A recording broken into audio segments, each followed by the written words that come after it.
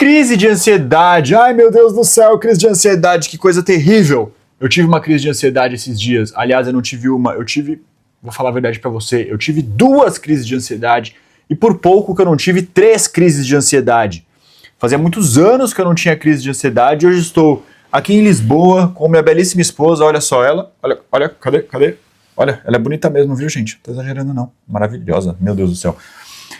Fazia muito tempo que eu não tinha crise de ansiedade e eu já tinha tido. E pra mim me impactou, né? Porque, pô, é um negócio que eu achei que eu nunca mais ia ter e que é horrível. Você começa a pensar em coisas catastróficas e você acha que vai... Parece que, sei lá, você vai ter um treco ali. É bem difícil mesmo.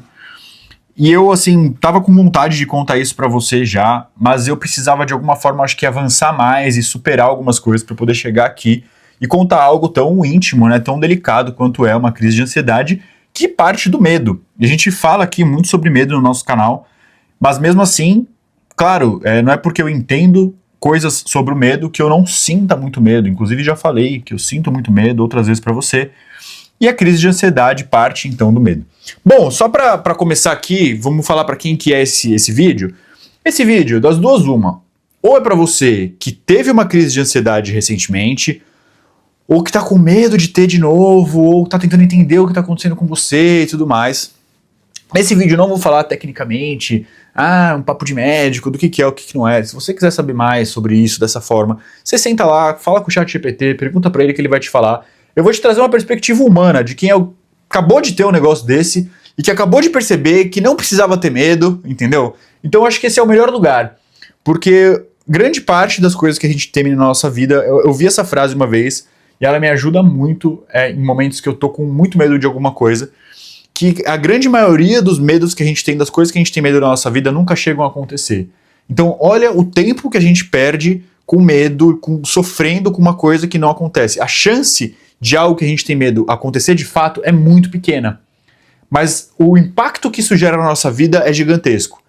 Então esse vídeo ele é feito especialmente para você que teve, que tá tendo, que enfim, tá próximo ou sentiu que tá chegando, que pode chegar uma crise de ansiedade. Eu vou te falar como que você pode tratar, como que você pode lidar com ela para você conseguir se desviar ali na hora. Eu acho que pode ser importante para você ouvir o que eu tô te falando, porque na hora que a gente começa a entrar numa crise de ansiedade, fica tão difícil a gente ter um pensamento positivo. Então se você prestar atenção aqui, lembra de mim quando estiver chegando naquele momento, que daí que você vai ficar assustado, né? Não lembra de mim assim de um jeito... Lembra do que eu estou falando, não de mim como pessoa. Mas lembra do que eu estou te falando, lembra dessa frase, de que a grande maioria das coisas que a gente tem medo nunca chegam a acontecer, e a gente sofre muito mais pelo que a gente pensa que pode acontecer do que pelo fato em si. Enfim, então esse vídeo ele é feito especialmente para você que está sofrendo com isso, mas ele é feito também pra você que é meu amiguinho, que já me acompanha, que curte as paradinhas que eu falo e que acompanha nosso canal e tudo mais. E se você nem é o amiguinho que me acompanha e me conhece, gosta do que eu falo, e nem é o amiguinho que tá com crise de ansiedade ou tá com medo de crise de ansiedade, você pode ser alguém que conhece alguém, que é próximo de alguém, que nem por exemplo a Thalita que tá ali de boas, que poderia ser útil pra ela também saber sobre crise de ansiedade, ou então eu não sei o que você tá fazendo aqui, mas deixa aqui no seu comentário o porquê. E eu te garanto que esse vídeo vai pelo menos ser interessante, porque eu vou te contar uma história e você vai me conhecer um pouco melhor, vai saber o que aconteceu comigo. E se um dia você tiver com muito medo de alguma coisa, você pode se lembrar disso. É muito engraçado porque quando eu era criança, eu vira e mexe tinha medo ali de dormir, né? Medo de alguma coisa que pudesse acontecer, de aparecer um bicho-papão aí, o chupacabra, né? Lembra, amor, do chupacabra? Chupacabra era um negócio que assustava as crianças. Eu tinha muito medo do chupacabra.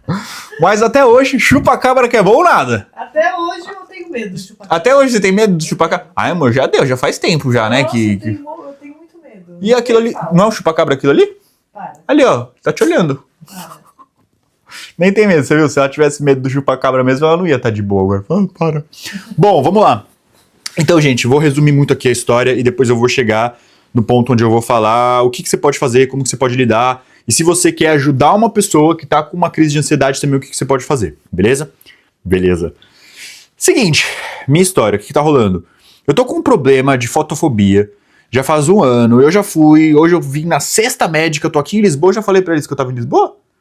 Eu não lembro. Eu não lembro. Ó, gente, tô em Lisboa, tô aqui no Holiday Inn nesse exato momento, e se você é dono do Holiday Inn, se você tem ações, se você é amigo do gerente, do não sei o quê, por favor, diga aí, Holiday Inn, Presentei o Lucas e a Thalita com estadia grátis no planeta todo, não é? Poxa, me ajuda aí, meu. Você que é um cara forte dos contatos e tudo mais.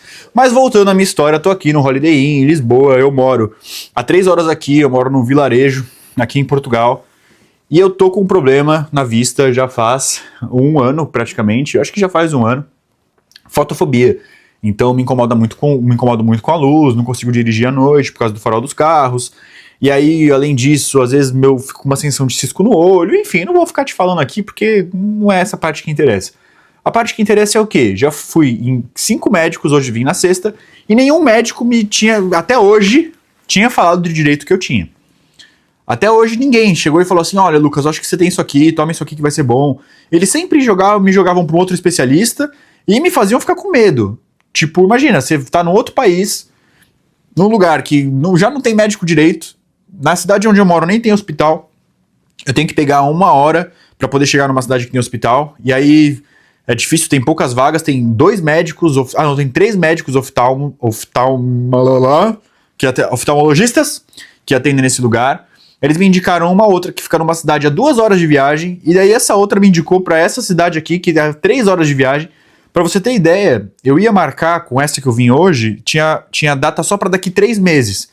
Só que, por sorte, no mesmo dia que a gente tava tentando marcar, ela falou, não, uma pessoa amanhã desmarcou, você não quer a vaga? Eu falei, quero. Pegamos o carro, eu e minha belíssima esposa, que é belíssima de verdade, nossa senhora, ela é muito, muito gata, meu Deus, que mulher bonita. Bom, beleza. Você ia fazer um comentário, meu amor? Ia, não ia? Não, então... Eu ia falar que eu sou sua fiel escudeira. Minha fiel escudeira, fielzíssima escudeira, eu espero que seja fielzíssima. Ah, vá. Né, gente, se vocês souberem alguma coisa aí da minha esposa, vocês me contam, tá bom? Deixa aí nos comentários. Né, amor? Bom, então, enfim. Aí... Nada do médico falar o que eu tinha, a última consulta a antepenúltima consulta que eu fui, antes dessa aqui, a médica falou pra mim, olha, Lucas, se for esclerose múltipla, você não precisa se preocupar, porque hoje em dia é muito mais fácil de tratar, mas não deve ser isso não, tá? Pra que ela falou um negócio desse? Pra que, amor?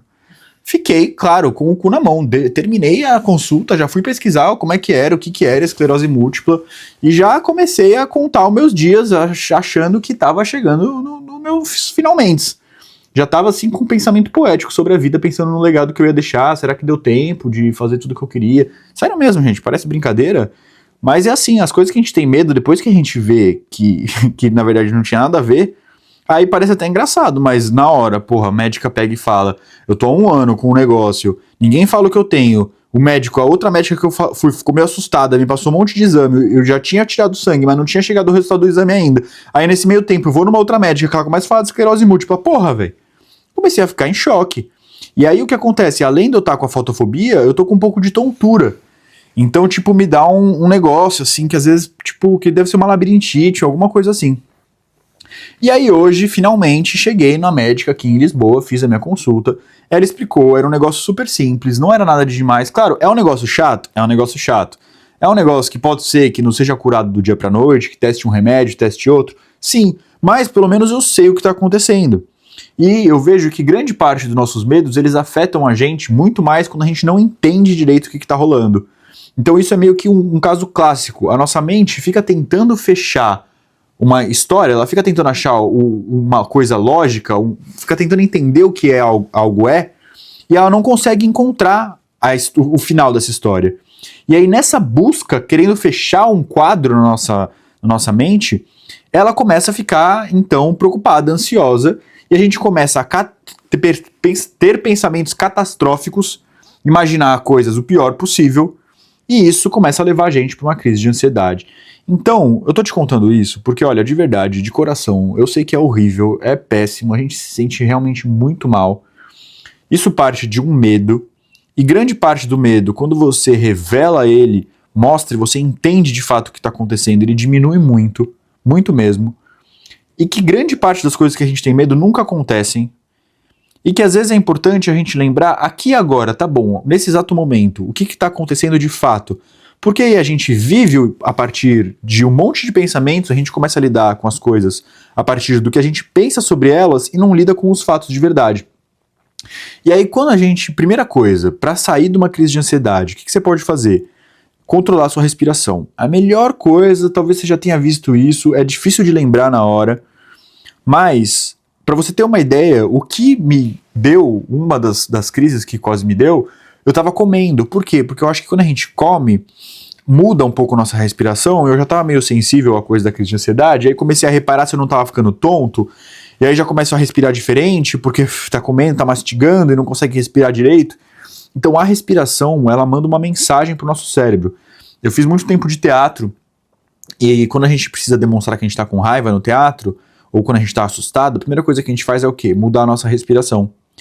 E pro teatro, o grande segredo para você conseguir interpretar algo é você sentir de verdade algo. Então pensa aqui comigo.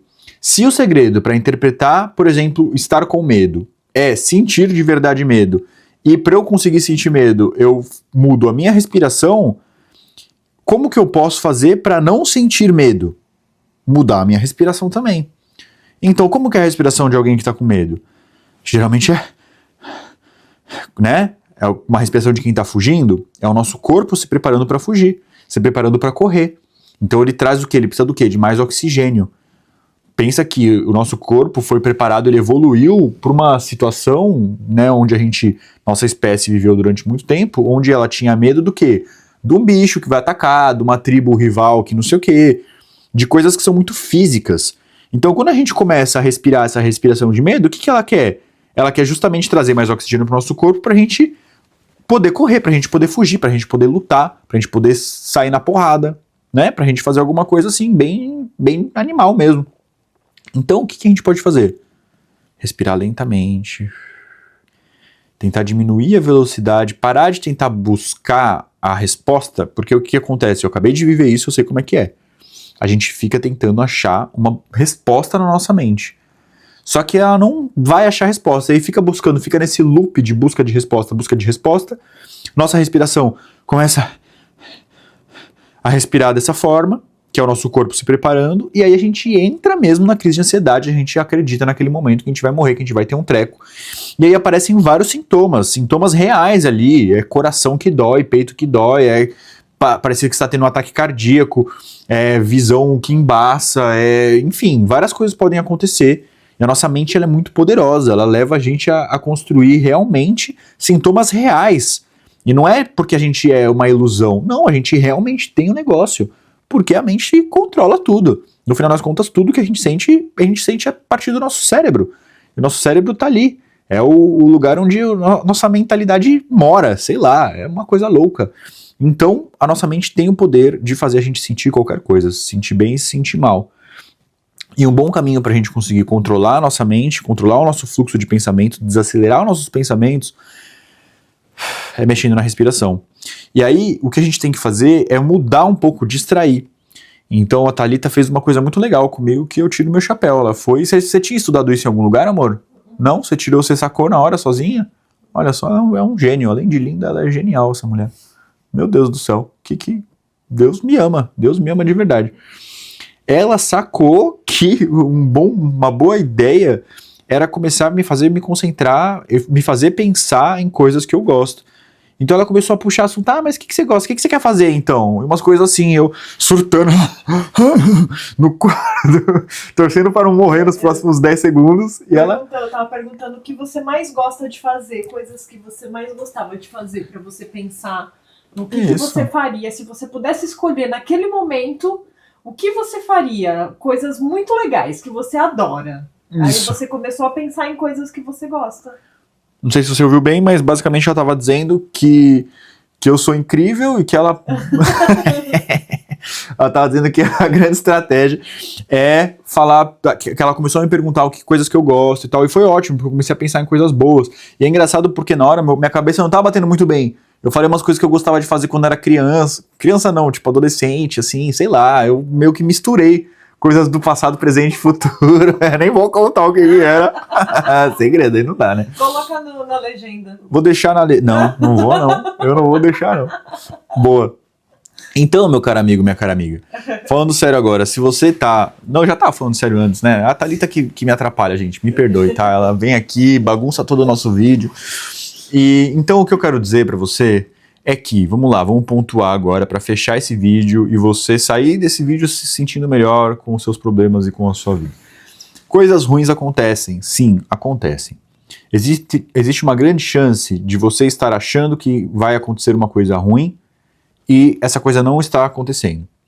Existe uma chance de estar acontecendo sim algo ruim, como é meu caso. Não tá acontecendo nada ruim? Tá, mano, tô com um negócio no olho que tá me enchendo o saco, que faz um ano que o médico não sabe, moro num lugar longe, que não tem hospital, não tem médico direito, tem que procurar. Isso é chato mesmo. Isso não é um problema totalmente inventado, é um problema real.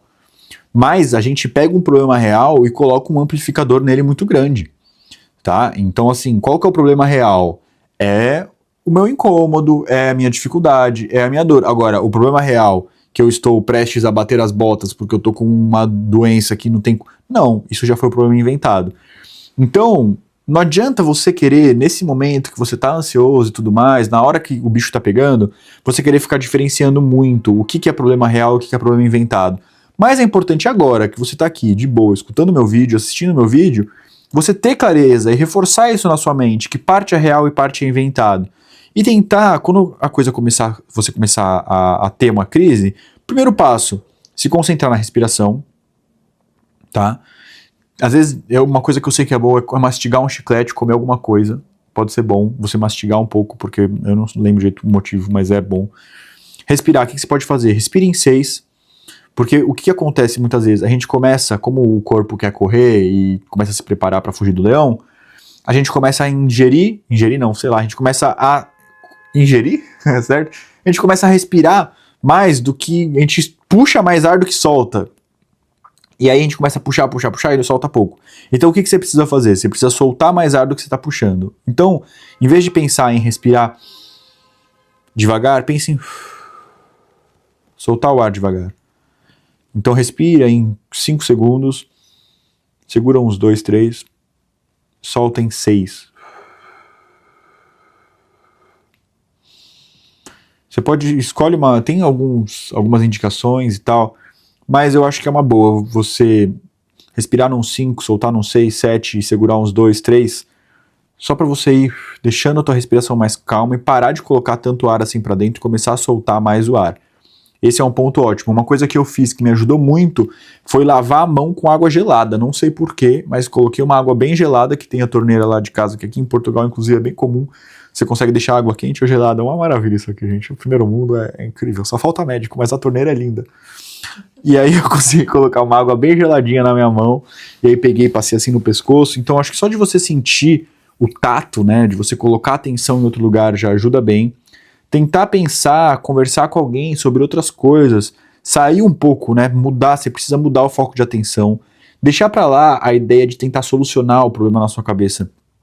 É melhor às vezes você realmente nesse momento se distrair e estar perto de pessoas, né, estar numa situação com pessoas que você confia, que você se sente seguro, que, enfim, que podem ali realmente dar aquele tempo, cuidar de você e ter um pouco de empatia mesmo com você, que é uma coisa que às vezes acaba sendo rara.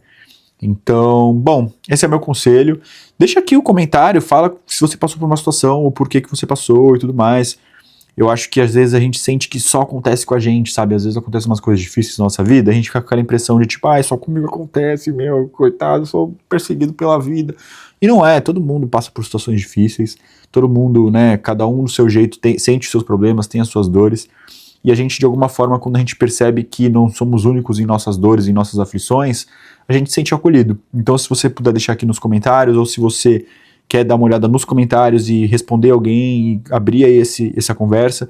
E eu vou deixar também um link para nossa comunidade. Eu criei uma comunidade gratuita onde a gente troca ideias. É um grande grupo de WhatsApp, gratuito, você não paga nada, você entra lá, conhece uma galera que está a fim de se tornar uma pessoa melhor. Então, bom, fica aqui o meu convite, tá bom? Boa sorte aí na jornada, conte comigo e eu te vejo no próximo vídeo.